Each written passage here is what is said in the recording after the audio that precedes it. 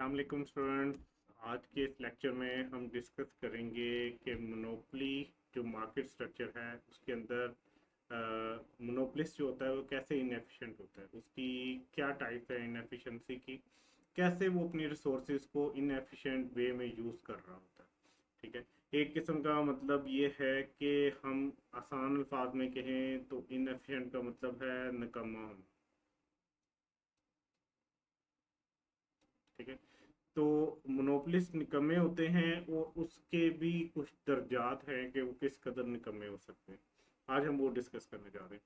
सबसे पहला इनएफिशिएंसी का जो वे है, जैसे वो इनएफिशिएंट हो रहे होते हैं, उसको हम कहते हैं टेक्निकल इनएफिशिएंसी।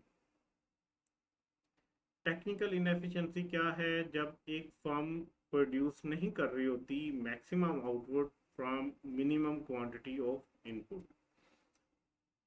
ठीक है। इसकी एग्जांपल अगर हम देखें तो firm is hiring too many employees to produce the output, या यूज कर रही है outdated capital to produce the output. For example, आप किसी भी गवर्नमेंट इदारे को देख लें तो वहाँ पे उन्होंने जो सर्विस देनी होती है वो शायद 3-4 लोगों का काम हो, जहाँ पे उन्होंने कोई 15-16 बंदे भर्ती किए हुए होंगे और उनसे वो काम लिया जा रहा होगा, जिनकी जाहिर सी बात है कॉस्ट ज़्यादा होगी।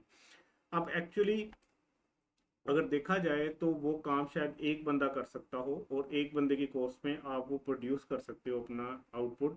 लेकिन आप वहाँ पे कोई 5-7 बंदे रख के अगर वही आउटपुट प्रोड्यूस कर रहे हो तो इसका मतलब ये है कि आप टेक्निकली इनएफिशिएंट हो, आपने टेक्निक को अपनी सही तरीके से यूज़ नहीं किया। या एक और एग्जांपल लेते हैं, जैसे पीआईए के जहाज़ हैं वो आउटडेटेड हो चुके हैं और अभी भी हम उन्हीं से काम ले रहे हैं। बनस्बत उसके अगर कोई आउटडेटेड कैपिटल की जगह हम नया कैपिटल ले आए तो शायद हमें कम कॉस्ट पड़े, वो फ्यूल भी कम लें और सारा कुछ कम पड़े, बट रिपेयर के खर्चे भी कम हो, बट हम क्या कर रहे हैं, आउटडेटेड कैपिटल के साथ चल रहे हैं। इसका मतलब क्या है कि आपको मिनिमम आउटपुट के साथ मैक्सिमम मिनिमम इनपुट के साथ मैक्सिमम आउटपुट लेनी है। अगर वो आप नहीं ले पा रहे, इसका मतलब यह है कि कहीं ना कहीं आप टेक्निकली वीक हो।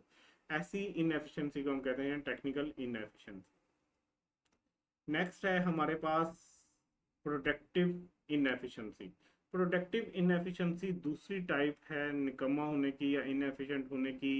इसका मतलब क्या है? When a firm is not producing at its lowest average cost.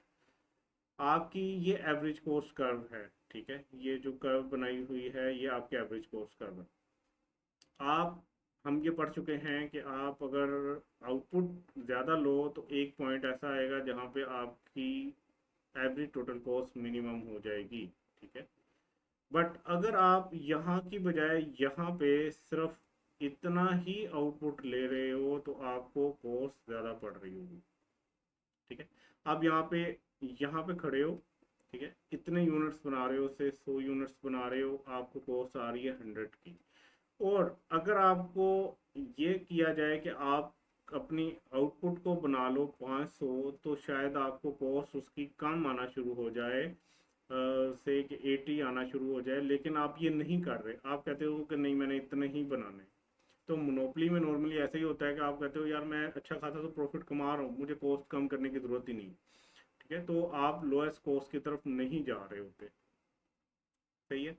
तो मतलब ये है कि आप बेसिकली क्या कर रहे हो, आपकी जो रिसोर्सेज हैं उनका सही तरीके से इस्तेमाल नहीं कर रहे। आपकी जो एग्जिस्टिंग रिसोर्सेज हैं उनको सही तरीके से यूज़ करके आप कॉस्ट को मज़ीद कम कर सकते हो। आपने कोई सरकारी ऑफिस देखा हो तो वहाँ पे एक भाई साहब बैठे होंगे टेबल के ऊपर। ठीक है। और वो टेबल के ऊपर बैठ के सारा दिन शायद कोई काम ना कर रहे हो, चाय शाय पीते रहे हों, और जाते हुए 5 बजे शायद उन्होंने सिर्फ 2 यूनिट्स बनाए। आप इसको पूरे महीने की सैलरी दे रहे हो, सिर्फ 50,000 दे रहे हो। ये बंदा अगर सही से काम करता तो ये जो है ना, आप कह लो कि पूरे दिन में 5 बजे तक ये हो सकता कि 100 यूनिट्स बना सकता। लेकिन इसने बनाए कितने? सिर्फ 2। इसका मतलब यह है कि आप एग्जिस्टिंग रिसोर्स से सही तरीके से फ़ायदा नहीं ले रहे। और ये जो बंदा है ये 50,000 का आपको पड़ रहा है, लेकिन आप इससे सिर्फ 2 यूनिट बनवा रहे हो। आप इससे शायद इससे कहीं ज़्यादा यूनिट बनवा सकते थे, 50 बनवा सकते थे, 100 बना सकते थे, 10 बना सकते थे। आप अपनी एग्जिस्टिंग रिसोर्सेज को प्रॉपरली यूज़ नहीं कर पा रहे, आपकी प्रोडक्टिविटी कम है। सो आप प्रोडक्टिव इनएफिशिएंट। ठीक है। अच्छा, थर्ड जो कैटेगरी है उसको हम कहते हैं एक्स है इनएफिशिएंसी। ठीक है, एक्स इनएफिशिएंसी का मतलब क्या है? When a firm is not producing at its lowest possible cost. ठीक है, आप इस टाइम आपकी जो एवरेज टोटल कॉस्ट कर्व है वो से कि ये वाली है, ये आपकी एक्चुअल इस टाइम चल रही है, जिसके ऊपर अगर आप बेशक मिनिमम पे भी चले जाओ तो आपको इतनी कॉस्ट पड़ रही है। लेकिन आप चीपर रिसोर्सेज खरीद के, चीपर इनपुट लेके आप इस कोर्स को यहाँ पे भी ला सकते थे। ये जो है आपकी एवरेज टोटल कॉस्ट, इसमें एक शिफ्ट ला के इसको मजीद नीचे कर सकते थे, तब आपको शायद ये वाली कॉस्ट पड़ती। ये आपका पोटेंशियल है, आप इस काबिल हो कि आप यहाँ तक कॉस्ट लेके आ सकते हो, बट आप लेके नहीं आ रहे, आप इधर ही हो। इसकी मैं एग्जांपल ऐसे देता हूँ कि किसी भी सरकारी इदारे में, ठीक है, जैसे अभी हम वापडा की बात कर लेते हैं, इन्होंने कुछ ऐसे एग्रीमेंट्स किए हैं, ठीक है, कुछ ऐसे पावर प्लांट्स के साथ एग्रीमेंट किए हैं जो इनको बहुत हाई रेट के ऊपर दे रहे हैं। अगर ये मार्केट में सही तरीके से एक्सप्लोर करते, कोई अच्छी ऑप्शन ढूंढते, तो शायद ये सस्ते रेट्स पे बिजली बनाने वाले पावर प्लांट्स के साथ एग्रीमेंट कर सकते थे। इसका मतलब क्या है? आपको मार्केट में सस्ती चीज मिल रही है जिससे आप अपनी आउटपुट बना सकते हो, लेकिन आप जानबूझ के अपने लोगों को फेवर देने के लिए किसी भी रीजन से आप मेहनत नहीं करना चाह रहे, आप महंगी वाली ही खरीद के अपनी जो है ना वो आउटपुट बना रहे हो, तो इसका मतलब ये है कि आप एक्स इनएफिशिएंट हो। ठीक है, तो ये तीन कैटेगरीज थी इनएफिशिएंट होने की मोनोपोली में। आई होप आपको समझ आई होंगी। अब हमारा जो मोनोपोली वाला मार्केट स्ट्रक्चर है ये कंप्लीट हो गया है। इंशाल्लाह अगली वीडियो में हम नेक्स्ट मार्केट स्ट्रक्चर डिस्कस करेंगे। अपना ख्याल रखिएगा। अल्लाह हाफिज़।